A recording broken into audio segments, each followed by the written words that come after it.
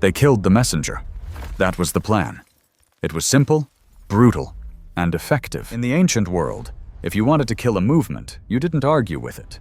You executed the leader. And on a Friday afternoon outside Jerusalem, the Roman Empire did exactly that. They drove nails through bone, raised a cross, and waited for gravity and asphyxiation to do their work. By all accounts, that should have been the end of the story. Physics tells us that dead bodies stay dead. Biology tells us that when the heart stops and the neurons fire for the last time, consciousness is extinguished. The cold, hard rule of our universe is entropy. Things fall apart. They don't come back together. But 3 days later, something happened that broke the laws of physics and shattered the timeline of history. The tomb was empty. The body was gone. And the world has never been the same since. We are not talking about a myth. We are not talking about a metaphor for new beginnings. We are talking about the single most controversial, scrutinized, and impactful event in human history: the resurrection of Jesus. Most people think this is a matter of blind faith, that you either believe it or you don't. But what if it's actually a matter of evidence? What if the facts surrounding that Sunday morning are more stubborn and more difficult to explain away than we've ever been led to believe? Today, we are opening the cold case file on the resurrection. We are going to look at the fingerprints, the psychological profiles, and the historical anomalies that simply shouldn't exist. We are going to find out why this isn't just a story. It is an unshakable truth. Let's start with the immediate aftermath.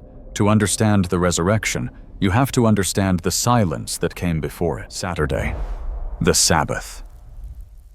For the followers of Jesus, this wasn't a day of waiting. It was a day of absolute, crushing defeat. We often skip over this part, but imagine the psychological state of the disciples. These weren't heroes, they were terrified men and women. They had watched their Messiah, the one they thought would kick out the Romans and restore Israel, die the death of a common criminal. In their minds, they hadn't just lost a friend.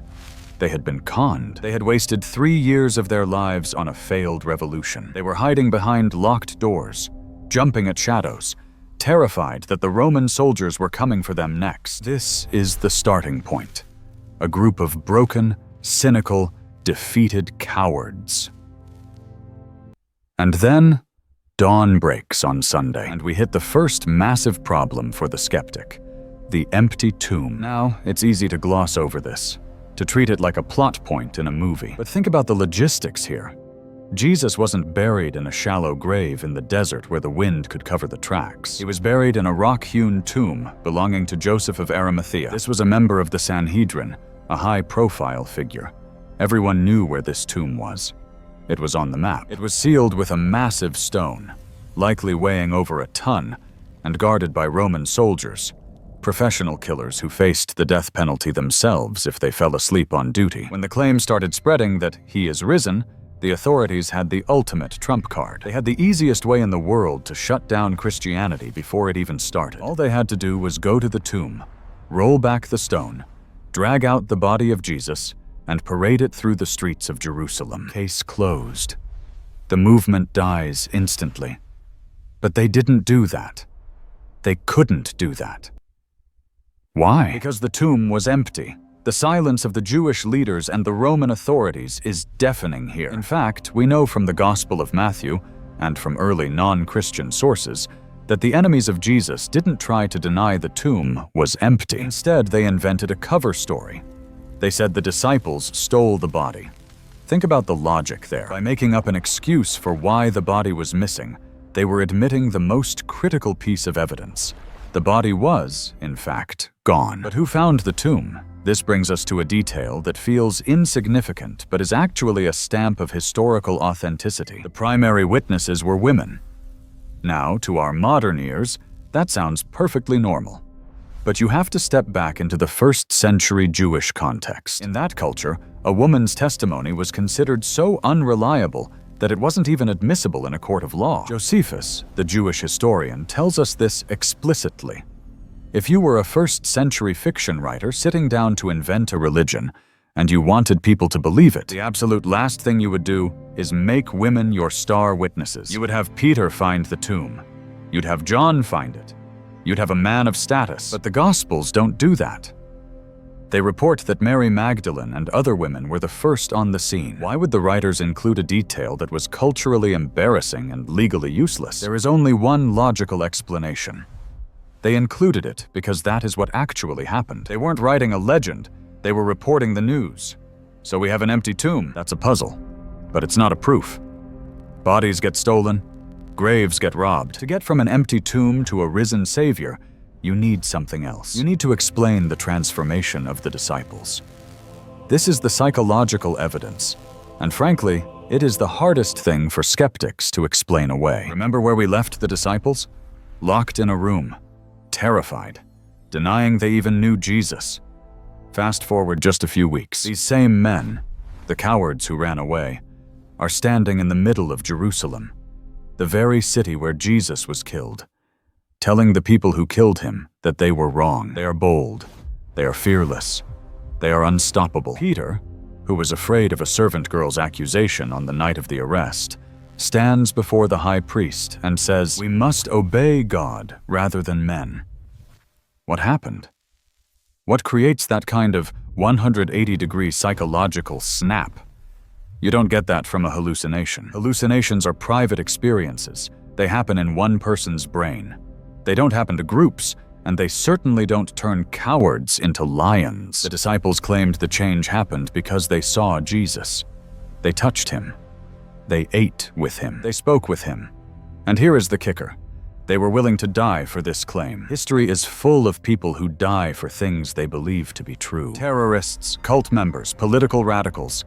They die for their faith all the time. But people do not die for what they know to be a lie. If the disciples had stolen the body, they would have known the resurrection was a hoax. And yet, history tells us that James was killed by the sword. Peter was crucified upside down. Paul was beheaded. Not one of them cracked. Not one of them said, "Okay, stop, we made it up, the body is in the basement." Under the threat of torture and death, they held the line. Why? Because you can't recant an experience. They had seen the risen Lord, and that reality was more real to them than the steel of the executioner's blade. This brings us to the eyewitnesses. The Christian faith isn't built on a philosophy or a mood. It's built on a list of names. In 1 Corinthians 15, written maybe 20 years after the resurrection, the Apostle Paul lays out a legal brief. He lists the people who saw Jesus alive. He mentions Peter. He mentions the 12. He mentions James, Jesus' own brother, who didn't believe in him during his life. Think about that. What would it take to convince you that your own brother was the Lord of the universe? It would take more than a good sermon. It would take a resurrection. But then Paul drops the atomic bomb of evidence. He says Jesus appeared to more than 500 people at the same time. And he adds a little note that is essentially a dare. He says, most of whom are still living. Do you see what he's doing there? He is writing to people who are skeptical. He's saying, don't take my word for it. There are hundreds of people walking around right now who were there. Go ask them. Interview them. Cross-examine them. You simply cannot write that in a public letter if the event never happened. The witnesses would have come out of the woodwork to call him a liar. The fact that this creed survived and spread means the witnesses held up under scrutiny. And finally, we have to look at the explosion, the Big Bang of the church. We have to explain how a small, despised Jewish sect, centered on a shamefully executed criminal, somehow conquered the Roman Empire. There was no money behind this movement, no army, no political influence. In fact, there was intense persecution. They were fed to lions. They were burned as torches in Nero's garden. And yet, within a few generations, the Roman emperor himself bowed his knee to Jesus. This is a historical anomaly. Movements based on dead messiahs always wither and die. Always. We have historical records of other messiahs from that time period. When they were killed, their followers went home. End of story. But Christianity didn't just survive, it thrived. It became the dominant force in Western history. That effect requires a cause equal to its magnitude. The only cause sufficient to explain the birth of the church is the literal, physical resurrection of Jesus Christ. So where does that leave us? It leaves us with a choice. You can try to explain away the empty tomb. You can try to psychoanalyze the disciples. You can try to dismiss the thousands of believers who marched to their deaths singing hymns. But the pieces don't fit the puzzle of skepticism. The most rational, logical explanation for the events of that Easter morning is that God intervened in history. The tomb was empty because the man who was in it walked out. And if that is true, it changes everything. It means that this world is not a closed system of cause and effect. It means that death is not the end of the sentence. It's just a comma. It means that the deep, aching hope we all feel, that desire for justice, for life, for meaning, is not a trick of evolution, but a whisper of reality. The resurrection validates everything Jesus said. It confirms that he has the power to forgive, the power to restore, and the power to give life that never ends. It means we don't have to face the darkness of our own mortality alone. We have a forerunner, we have a victor. This isn't just history, it's an invitation. The evidence is laid out on the table. The stone has been rolled away. The question is no longer, did it happen? The question is, what are you going to do about it?